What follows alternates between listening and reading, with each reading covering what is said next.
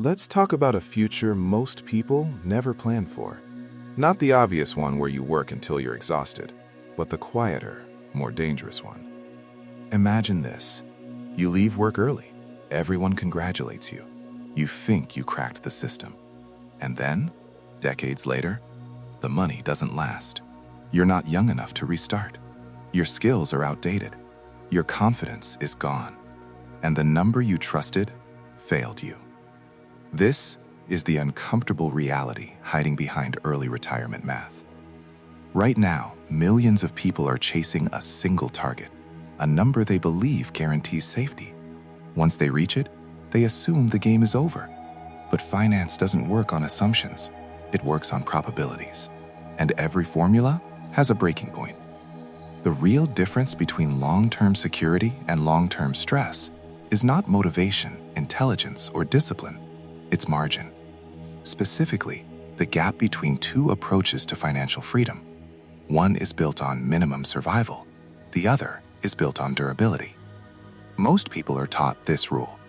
Take your yearly expenses, multiply them by a fixed number, stop working. On paper, it looks clean. It feels scientific. And that's exactly why it's dangerous. Because life doesn't move in straight lines. Markets don't deliver returns on schedule. Inflation doesn't ask permission. Health expenses don't arrive evenly spread. A plan that works perfectly in an average world can collapse in a volatile one. And volatility isn't a rare event anymore. It's the default. The question isn't, will this plan work most of the time? The question is, what happens if the bad years arrive early? Because timing matters more than totals. Two people can have the same portfolio, same returns, same discipline. One succeeds, the other fails. The difference is when the stress hits. That's why smarter investors don't aim for freedom at the edge. They aim for freedom with room to breathe. They don't design plans that barely survive. They design plans that absorb shocks. This isn't about fear. It's about realism. Security isn't hitting a number. Security is having options after you hit it. And the closer your plan is to the minimum, the more your future depends on perfect conditions, perfect markets, perfect health, perfect discipline. Real life isn't perfect. So the real decision isn't early or late retirement. It's flexibility versus fragility. And once you see that difference, you stop asking, what's the smallest number I can escape with? You start asking, what number lets me sleep at night? This is the point where the popular rule starts to break down. On paper, it looks reliable. Historically, it worked most of the time, for a limited window. But stretch the timeline and the certainty fades. Plans that hold up over 3 decades become fragile over 5 or 6. And that matters, because early retirement isn't a 30-year experiment. It's a lifetime one. Add in modern reality, higher inflation, sharper drawdowns, faster cycles, and suddenly you're trusting your future to odds that aren't comforting anymore. A strategy with even a small failure rate isn't a minor risk when the downside is permanent. So the natural reaction is obvious. Fine, I'll build a bigger cushion. But this isn't about adding a little extra. It's a fundamentally different approach. Instead of designing a plan around a higher withdrawal, you lower the pressure on the portfolio itself. Less taken out, more left to recover. Mathematically, that shifts the target higher. Your assets now need to cover more than just survival. They need to cover volatility. Let's make it concrete. Someone spending $50,000 a year reaches their first milestone at just over $1 million. But reducing stress on the system pushes that requirement far beyond that line. That gap isn't abstract. It represents years of additional work, years of routines, years of meetings, years of postponing life. And that's the real tension people don't like to admit. One path risks running out of money. The other risks running out of time. This trade-off is at the center of modern financial planning. The danger of the smaller target becomes obvious when the timing turns against you. Markets don't decline politely. If the first years after you stop earning are also the worst years in the market, withdrawals do more damage than most models assume. You're pulling money out while the system is already shrinking. Even a strong recovery later can't fully undo that early damage because less capital remains to rebound. This isn't about averages. No one lives an average timeline. We retire into specific moments. Booms, crashes, Inflation spikes, recessions. Plans built on smooth assumptions crack under uneven reality. A larger buffer changes the equation. It doesn't eliminate risk, it absorbs it. It's not about luxury, it's about resilience. That extra margin exists for one reason: to survive bad timing without permanent harm. But this is where the conversation gets uncomfortable, because the larger target comes with a hidden cost that rarely shows up in spreadsheets: fear. There's a pattern that repeats endlessly. Someone reaches a level where, on paper, they're fine. They could walk away, but they hesitate. One more year, they tell themselves. Not because they need it, but because certainty feels addictive. That extra year becomes 2. 2 becomes 5. And the finish line quietly keeps moving. What started as prudence turns into paralysis. Yes, a larger buffer reduces financial risk, but its emotional value declines fast. At some point, you're no longer buying safety, you're buying reassurance. And reassurance is expensive. Time is the currency you're actually spending. Those additional working years often come directly out of the healthiest, most flexible part of life. Money can be replaced. Energy can't.